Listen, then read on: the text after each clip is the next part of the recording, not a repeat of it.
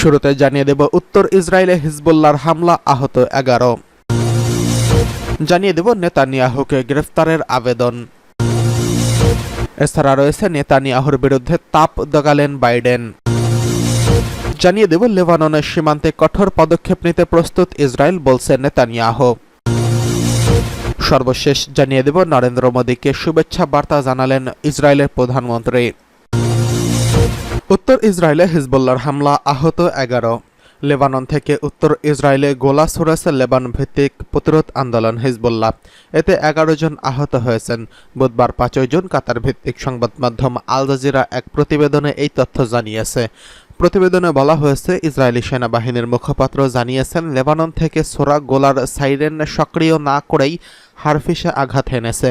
তিনি আরও বলেন, উত্তর ইসরায়েলের গ্যালিলি বিস্ফোরণ সম্পর্কে আমাদের কাছে আরও তথ্য রয়েছে। ইসরায়েলের দৈনিক পত্রিকা হারেজ্য জানিয়েছে, হিজবুল্লাহ ছোড়া গোলায় হারফিস শহরে অন্তত 11 ইসরায়েলি আহত হয়েছেন। এদিকে যুদ্ধবিরতির যেকোনো প্রস্তাব ইতিবাচক সাড়া দেবে হামাস। বুধবার 5 জন হামাস প্রধান ইসমাইল হানিয়া এক বিবৃতিতে এই ঘোষণা দেন। আল জাজিরার খবরে বলা হয়েছে, হামাস বলেছে যে যুদ্ধবিরতি এবং গাজা থেকে ইসরায়েলের সম্পূর্ণ প্রত্যাহার এবং ইসরায়েলি বন্দী ও ফিলিস্তিনিদের বন্দীদের অদলবদল চুক্তির উপর ভিত্তি করে যে কোনো যুদ্ধবিরতির প্রস্তাবের সাথে তারা ইতিবাচকভাবে সাড়া দেবে। হামাসের রাজনৈতিক ব্যুরোর প্রধান ইসমাইল হানিয়া এক বিবৃতিতে বলেছেন, আমরা আমাদের জাগরণের ইচ্ছা ও সাহসী প্রতিরোধ প্রমাণিত হয় এমন অবস্থানে গ্রহণ করব। এদিকে যুদ্ধোত্তররা গাজা নিয়ে হামাস তার মনোভাব প্রকাশ করেছে। জেরুজালেম পোস্টের এক প্রতিবেদনে বলা হয়েছে, হামাস ও ফাতাহের মাঝে একটি সমন্বয় হয়েছে। নানা বৈঠকের মধ্যে এই সমন্বয় ঘটেছে। বৈঠকগুলো হামাস ইঙ্গিত করেছে যে গাজা যুদ্ধের পর ইসলামিক গোষ্ঠীটি ক্ষমতায় প্রভাব বজায় রাখতে পারে। গাজায় হামাস ও ফিলিস্তিনের প্রেসিডেন্ট মাহমুদ আব্বাসের ফাতাহ পার্টির মধ্যে আলোচনায় জুনের মাঝামাঝি চীনে অনুষ্ঠিত হবে বলে উভয় পক্ষের কর্মকর্তারা জানিয়েছেন। তারা সাম্প্রতিক 2 দফা বৈঠকও করেছেন। একটিতে চীন, অন্যটিতে রাশিয়া। তবে এই বিষয়ে চীনের পররাষ্ট্র মন্ত্রণালয় কোনো মন্তব্য করতে রাজি হয়নি। গাজার জন্য একটি যুদ্ধবিরতির চুক্তিতে পৌঁছানোর জন্য আন্তর্জাতিক মধ্যস্থকারীদের প্রচেষ্টার মধ্যে পরবর্তী বৈঠকটি অনুষ্ঠিত হবে। সেখানে মূল বিষয় থাকবে কিভাবে যুদ্ধোত্তর গাজা পরিচালিত হবে। পশ্চিম তীরে ফিলিস্তিনের রাজনীতি নিয়ন্ত্রণকারী ফাতাহ পার্টির কর্মকর্তাদের সাথে হামাসের রাজনীতিবিদদের বৈঠকে ফিলিস্তিনি ভূখণ্ডে যুদ্ধোত্তর শৃঙ্খলা তৈরির ইঙ্গিত প্রদান করে।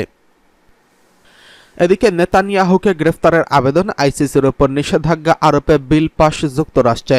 ইসরায়েলের প্রধানমন্ত্রী বেনিয়ামিন নেতানিয়াহু ও দেশটির প্রতিরক্ষা মন্ত্রী ইয়েভ গ্যালান্টের বিরুদ্ধে গ্রেফতারি পরোয়ানা জারির আবেদন করায় আন্তর্জাতিক অপরাধ আদালত আইসিসির উপর নিষেধাজ্ঞা আরোপের বিষয়টি প্রতীকী বিলে মঙ্গলবার ভোট দিয়েছেন মার্কিন প্রতিনিধি পরিষদের সদস্যরা। মার্কিন কংগ্রেসের নিম্নকক্ষ প্রতিনিধি পরিষদ রিপাবলিকান সংখ্যাগরিষ্ঠ গতকাল এই সংক্রান্ত একটি বিল পাশ করে এবং বিলে প্রায় সব রিপাবলিকান সদস্য ভোট দেন। ডেমোক্র্যাটদের 1/5 সদস্য বিলের পক্ষে ভোট দিয়েছেন। ওই বিলে ওই গ্রেফতারি পরোয়ানা সংক্রান্ত ইস্যুতে জড়িত আইসিসির কর্মকর্তাদের যুক্তরাষ্ট্রে প্রবেশ বাধা দেওয়া হয়েছে, তাদের ভিসা বাতিল করা হয়েছে। যুক্তরাষ্ট্রে তাদের সম্পদ হস্তান্তরের বিধিনিষেধ আরোপের কথা বলা হয়েছে। এই বিলকে একটি বার্তা হিসেবে বিবেচনা করা হচ্ছে, যদিও খুব সম্ভবত ডেমোক্র্যাট নিয়ন্ত্রিত সিনেটে বিলটি অনুমোদিত হবে না। তবে যদি সেখানে অনুমোদন পেয়ে যায় তবে প্রেসিডেন্ট জো বাইডেন তাতে ভেটো দিতে পারবেন, কেননা বাইডেন আগেই বলেছিলেন তিনি দৃঢ়ভাবে ওই বিলের বিরোধিতা করেন। এদিকে গত 20 মে আইসিসির প্রধান কৌশলী করিম খান ইসরায়েল ও হামাসের শীর্ষ নেতাদের বিরুদ্ধে এই গ্রেফতারি পরোয়ানা জারির আবেদন করেন। করিম খান ইসরায়েলি 2 নেতা ছাড়াও হামাসের জ্যেষ্ঠ নেতা ইয়াহিয়া সিনওয়ার, মোহাম্মদ দেইফ ও ইসমাইল হানিয়ার বিরুদ্ধে গ্রেফতারি পরোয়ানা জারির আবেদন করেছেন। এদিকে নেতানিয়াহুর বিরুদ্ধে তোপ দাগালেন বাইডেন। ইসরায়েলি প্রধানমন্ত্রী বেঞ্জামিন নেতানিয়াহুর সমালোচনায় প্রকাশ্যে মুখ খুললেন বাইডেন। মঙ্গলবার 5 জুন টাইমস সাময়িকীকে দেওয়া প্রকাশিত এক সাক্ষাৎকারে তিনি বলেছেন, নেতানিয়াহু নিজের রাজনৈতিক সুবিধার জন্য গাজা যুদ্ধ দীর্ঘায়িত করেছেন বলে সিদ্ধান্তে উপনীত হওয়ার মতো যথেষ্ট কারণ রয়েছে। ব্রিটিশ সংবাদ মাধ্যম দ্য গার্ডিয়ান এই খবর জানিয়েছে। নেতানিয়াহুকে নিয়ে বাইডেনের এমন মন্তব্যের পর ইসরায়েলের সরকারের পক্ষ থেকে তীব্র নিন্দা জানানো হয়েছে। দেশটির সরকার অভিযোগ করেন, কূটনৈতিক রীতিনীতি থেকে দূরে দূরে সরে যাচ্ছেন মার্কিন প্রেসিডেন্ট। গত 7ই অক্টোবর ইসরায়েল হামাসের হামলার পর নেতানিয়াহুর জনপ্রিয়তা কমেছে। এই হামলার মাধ্যমে ইসরায়েলি নিরাপত্তার ব্যবস্থার ত্রুটি উন্মোচিত হয়েছে। বেশিরভাগ রাজনৈতিক বিশ্লেষকরা বলেছেন এই মুহূর্তে নির্বাচন হলে পরাজিত হবেন ইসরায়েলি প্রধানমন্ত্রী।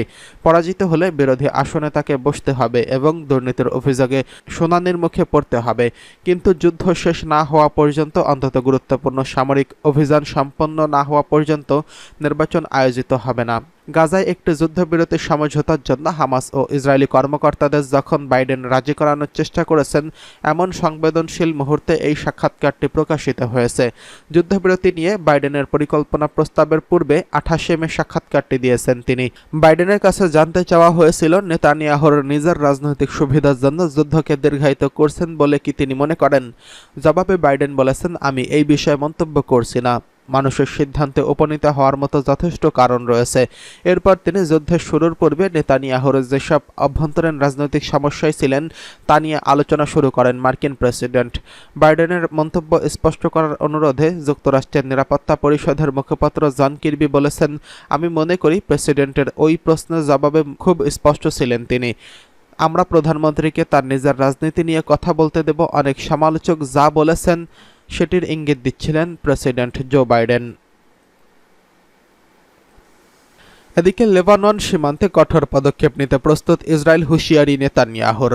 ইসরায়েলি প্রধানমন্ত্রী বেনিয়ামিন নেতানিয়াহু বলেছেন, কেউ যদি মনে করে থাকে আমাদের ক্ষতি করতে পারবে, আমরা চুপচাপ বসে থাকব, তাহলে তারা বড় ভুল করছে।